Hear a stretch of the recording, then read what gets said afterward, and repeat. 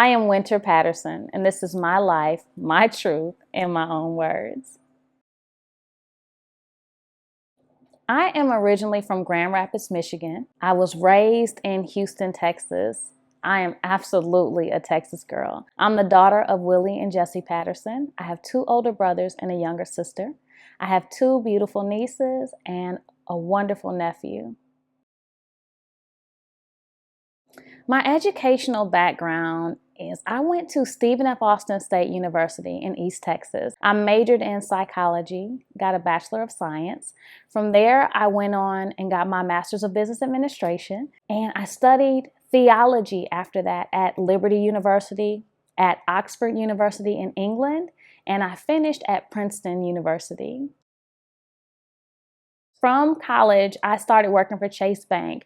I became an investment banker. From there, I went on to become a branch manager and sales executive for one of the most affluent branches here in Houston, Texas. I did that for 15 years and gained a wealth of knowledge and experience. From there, I went to work for the Small Business Development Center, which is a division of the SBA, as a small business consultant, helping a lot of businesses around Houston to grow. And eventually from there, I said I could probably do this myself on my own. And from there, I started my own business consulting firm where I offer strategic planning, marketing, and advertising for businesses with 500 employees or less. For fun, I love to travel. I love beaches. I love foreign destinations. I can get on a plane at any time and go and travel. I also love live music. If there's somewhere where there's a great concert or a great band, I would love to be there. I also love karaoke. I feel like I'm a karaoke star. One time I performed karaoke and some people actually literally started putting money on the stage because I sung with my whole heart. And I love hanging out with my girlfriends, and listening to a good audiobook at home is also really, really soothing and comforting for me. As a child, I think I was pretty outgoing. My friends would probably say I'm the life of the party most of the time. I'm not shy. I'm not afraid of the camera. I'm not afraid to be myself. I love, love, love to make people laugh. I'm the person that you want to be friends with. When it came to Ready to Love, I was willing to throw caution to the wind. I would have liked to go there and leave with my Prince Charming, leave with this beautiful story that we could tell people for many, many years that we met on a reality show. And so I let my guard down. I went in and I said, okay, I'm not going to scrutinize everything. This may be the opportunity to meet the one that God has for me. When I got there, I met 10 amazing guys, and I was quite naturally drawn to Jay. Jay had a lot of charisma, very, very funny. And what I liked about him the most is that no matter where I was in the room, he knew exactly where I was. He was very attentive, very concerned. Are you okay? Do you have everything you need? And for me, that meant a lot. What happened was it didn't quite pan out. Many people saw the after hours footage like, oh God, what went on? But that was the time that we got to know each other. That was the time that I got to find out who he was as a person. What you didn't see was also morning devotions, going out to the pier and reading the Bible together. Those were very, very priceless moments that no one saw. And so while people kind of want to paint this picture of this very risque situation, it just didn't happen like that. But I read somewhere that no one cares about the truth if a lie is more entertaining. So it is what it is. My relationship with Anthony did not get the camera time that it deserved, because at one point I literally was torn between Jay and Anthony. I said it to nephew Tommy. Anthony is so funny, and we both brought a lot of energy to the set. Like we would, dance, we would talk, we would laugh, we would shadow box. Like there were some really cute and endearing moments that brought us closer together. I actually liked him a lot. What we found out, however, is when we got home that we had different lifestyles and communication styles. And that just didn't work for us. We didn't get to see much of Anthony throughout the whole season for whatever reason, but it wasn't a mistake that I chose him. It just didn't work out in the end.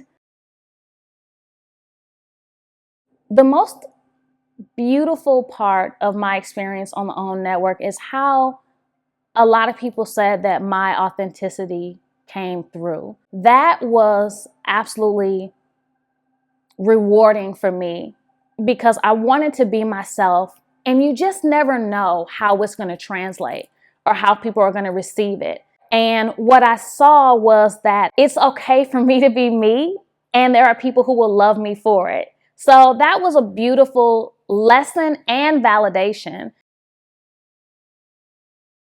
When it comes to self-love and self-care, I am very intentional with small things like writing in my journal.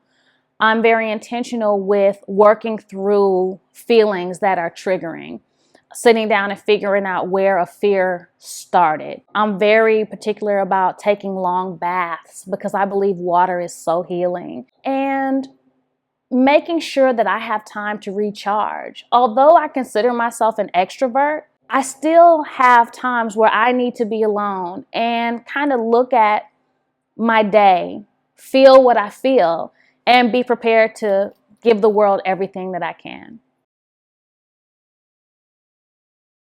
A lot of people ask me about the incident with Symone, where at the reunion you actually saw that I cried, and the actual, situation was way bigger than what you saw during the season.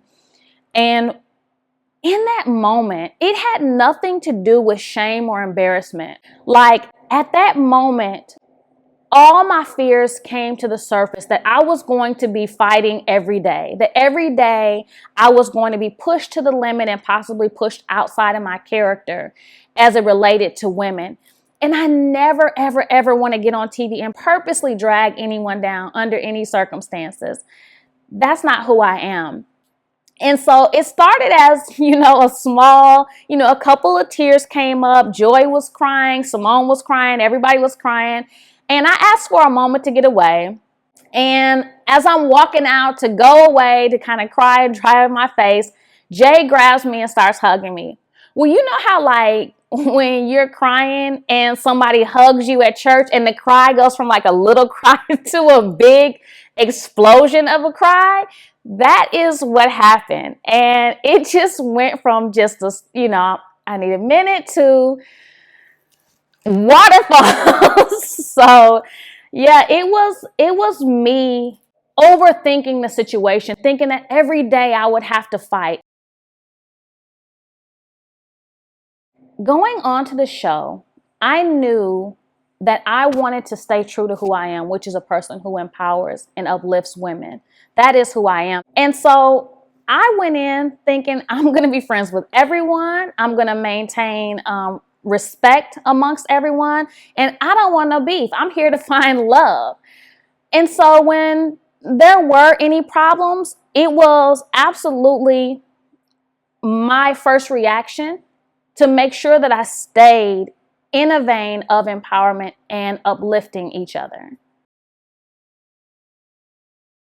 It's very hard for me to align with some of the very rigid and judgmental beliefs that unfortunately have become synonymous with the church.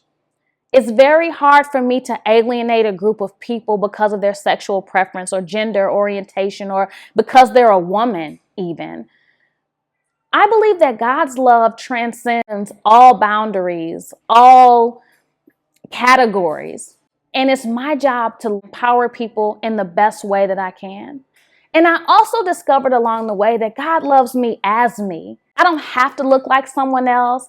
I don't have to wear a high collar and short heels and a long skirt. I can be who God has called me to be as I am. And it has been a beautiful experience to me. Many people have seen my old videos on YouTube of me preaching. And those videos are still up because I love them. I love the fact that at that time in my life, I had the courage to preach across the world the gospel. I still preach the gospel. However, God has taken me in a different direction. I understand that I don't have to be tied to the church in order to spread the gospel and wisdom and love of Jesus. And so God has empowered me to create creative ways and innovative programs and workshops where I'm able to share the love of God to people who may never go to church.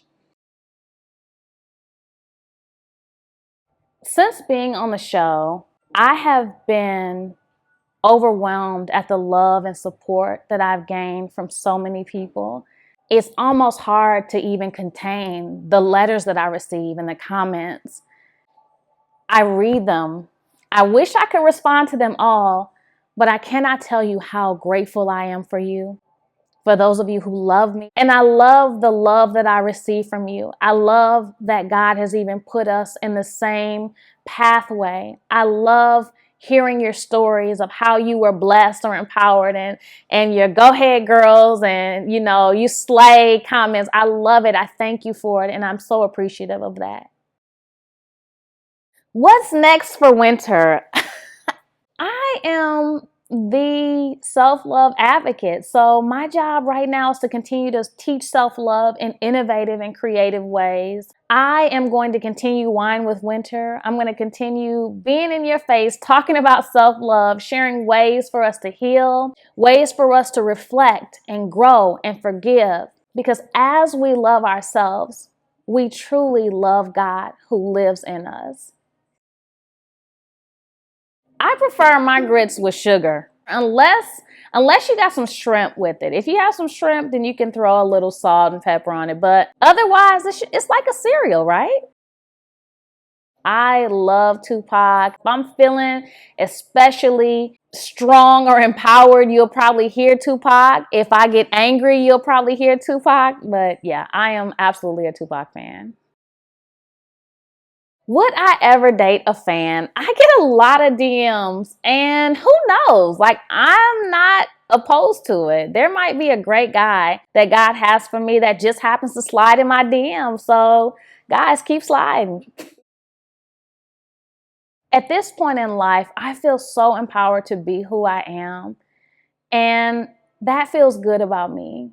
I want to be remembered for authenticity and empowerment and always looking for ways to speak words of encouragement to people. I am a person that really, really loves people. As I enter a room, I'm looking for ways to bless people and send the energy of love out everywhere I go. I think the world needs more positive media, and hopefully I'm one of those people to bring that to you. I have absolutely enjoyed this time with you.